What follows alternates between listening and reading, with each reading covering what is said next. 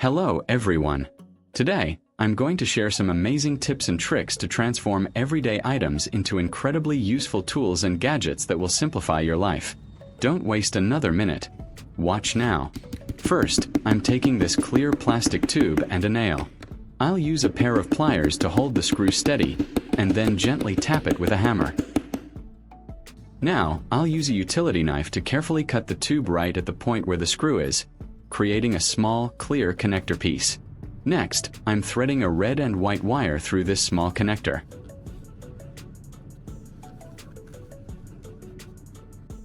I'm securing them by gently tapping with a hammer to flatten the plastic and create a tight, sturdy connection for these wires.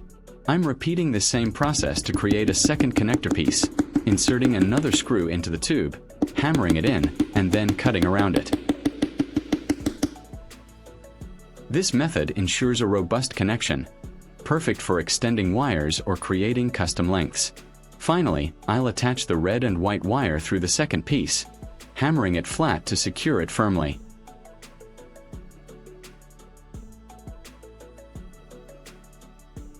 And that's it. I've just shown you how to secure electrical wires neatly, simply, and economically. Moving on to our next project, let's tackle this rusty metal part. Sanding curves and tight spots can be tricky with flat sandpaper. So, I'm going to create a specialized sanding tool. I'm taking a small door hinge and folding it in half. Hinges are great because they offer flexibility and a stable grip. I'll attach a piece of sandpaper to the hinge, folding it in half to create a V shape. This allows me to easily conform the sandpaper to the different contours of the rusty metal, getting into all those nooks and crannies.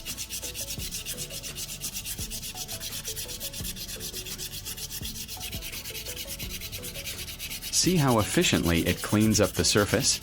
It really helps get rid of that stubborn rust from every angle. Watch how effectively this hinge sanding tool cleans the inside of the rusty pipe, reaching all those hard-to-get areas and bringing it back to life. For our next project, I'm taking a standard PVC pipe. I'll heat one end with a heat gun to make it soft and pliable. Leave a comment and let me know which country you are watching from. It's great that we can connect and chat from all over the world.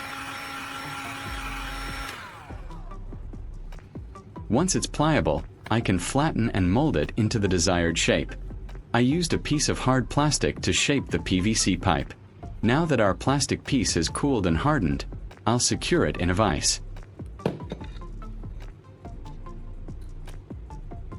I'm going to use a utility knife blade to trace the desired shape for our new tool. Then, using an angle grinder, I'll carefully cut along the marked lines. This precise cutting creates the perfect slot and shape to securely hold a razor-sharp blade. It's becoming a versatile, compact cutting tool. With the shape refined, I'll drill a small hole. I will then use a file to create a hole in the center of the plastic piece to serve as a cutting site.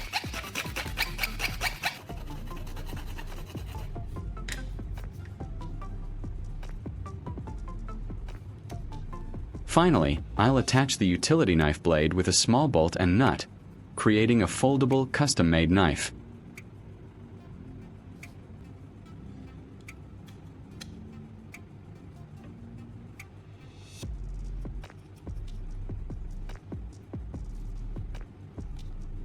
It's surprisingly sturdy and practical. Let's test out our new knife. I have a few different colored wires here.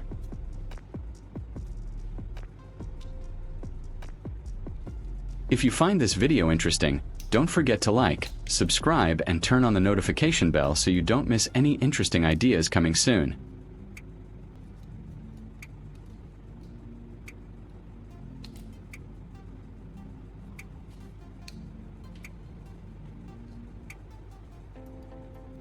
Watch how easily it strips away the insulation from the blue wire, then the orange one, and finally this thicker black wire.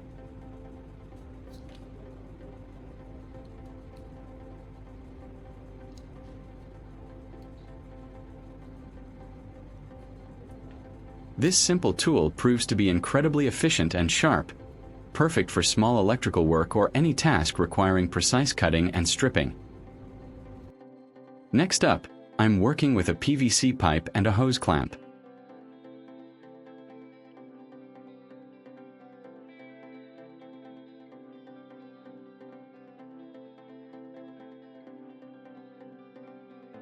I'll carefully disassemble the clamp by loosening the screw. This reveals its individual components, which we can repurpose for a custom solution. Breaking it down lets us understand its mechanism and how we can adapt it. I'm taking 3 of these hose clamps and connecting them end to end, forming a larger adjustable circle. By screwing them together, I create a flexible but strong band that's much larger than a single clamp.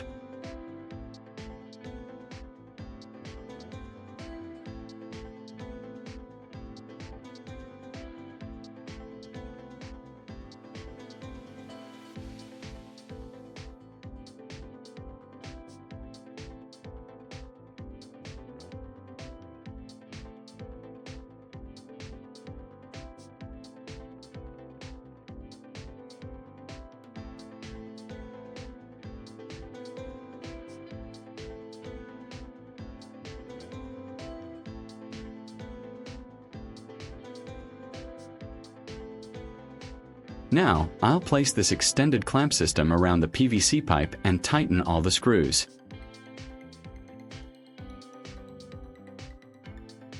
This creates a secure, adjustable mounting point, perfect for attaching the pipe to various surfaces or holding it firmly in place. For our next trick, I have a bundle of bolts held together with several cable ties. Have you ever wanted to reuse zip ties? Instead of cutting them and generating waste, I'll show you a clever way to release them. Using a pair of tweezers, I can gently manipulate the locking mechanism of the cable tie, allowing me to open it without damaging it. By gently prying the locking mechanism and guiding the strap with the tweezers, the tie opens up.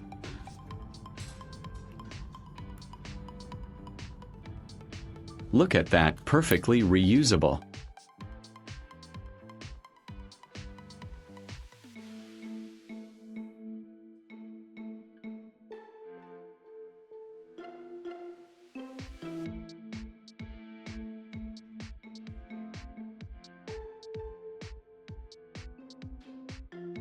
This means the ties can be reused for future projects, promoting sustainability.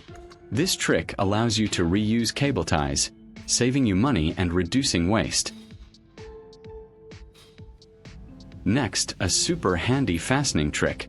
For a super sturdy anchor, I'm combining a nut, a bolt. To make this connection incredibly strong and essentially self-locking, I'm applying a few drops of super glue to the threads. This will create a permanent bond.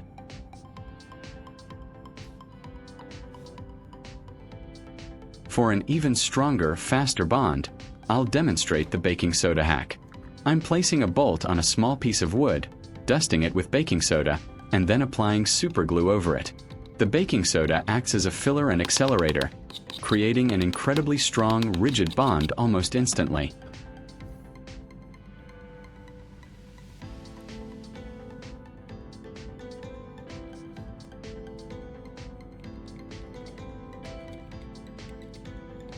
Applying more baking soda and smoothing it out with the utility knife creates a solid, and then applying super glue over it, providing even more stability.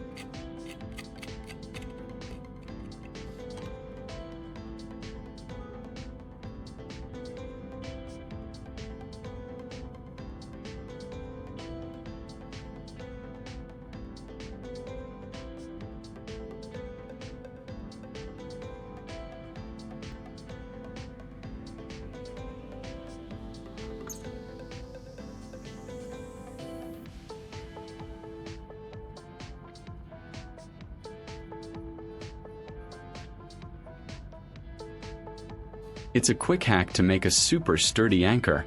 It's amazing how solid it becomes. I was trying to make a simple wall hook by drilling a screw into the wire.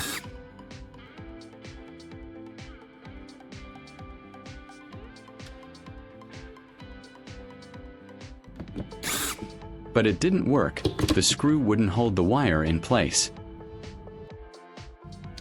Now, let's create a sturdy hanger.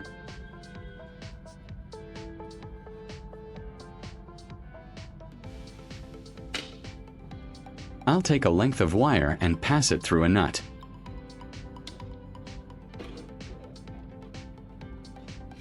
Then I bent the wire almost like a figure eight and placed the nut where I wanted it to be secured.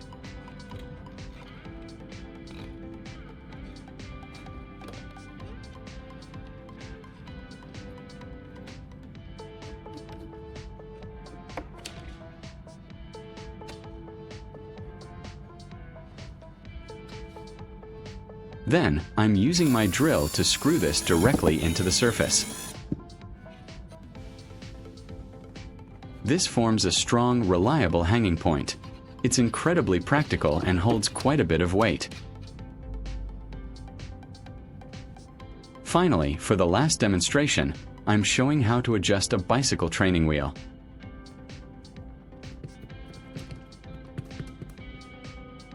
Using a wrench, I'm tightening the nut firmly to ensure the training wheel is stable. But that didn't work. My wrench was larger than the nut on the wheel. I'll use a nut to fit into the gap on the wrench. This little addition can make a big difference in how well the original wrench can do the job.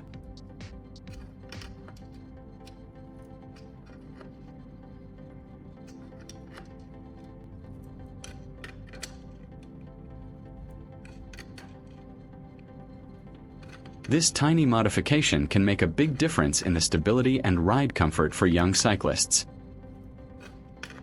Thank you for watching my video today. I really hope you found these tips useful. Please like, share, and subscribe for more amazing DIY projects. See you next time.